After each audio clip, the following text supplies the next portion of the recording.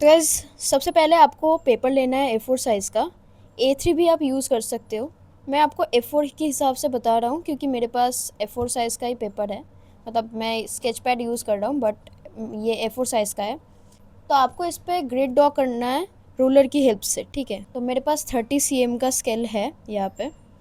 तो इस पे इससे ग्रिड ड्रॉ करूँगा। ग्रिड कैसे बनानी है वो मैं आपको अभी बता रहा हूँ। सो गाइज, ग्रिड आपको कुछ इस तरह से बनानी है। कॉलम्स होंगे 6 और रोज़ होंगे 7। 7 रोज़ थाला फॉर अ रीज़न। इस चीज़ का आप सभी ध्यान रखना। 6 वर्टिकल, 7 हॉरिजॉन्टल, और सभी स्क्वायर होने चाहिए। जो भी डायमेंशन होगी वो सारी इक्वल होने चाहिए। ये A4 साइज़ का पेपर है तो इसमें मैंने ली है 2 cm। अगर आप A3 साइज़ का पेपर यूज़ कर रहे हो तो आप स्क्वायर की डायमेंशन 3 cm भी ले सकते हो। और अगर आप उससे भी छोटा पेपर यूज़ कर रहे हो तो स्क्वायर की डायमेंशन छोटी ही लेना। वैसे मैं रेकमेंड करूँगा कि A4 साइज़ से छोटी पेपर पे ना ही बनाओ तो अच्छा होगा।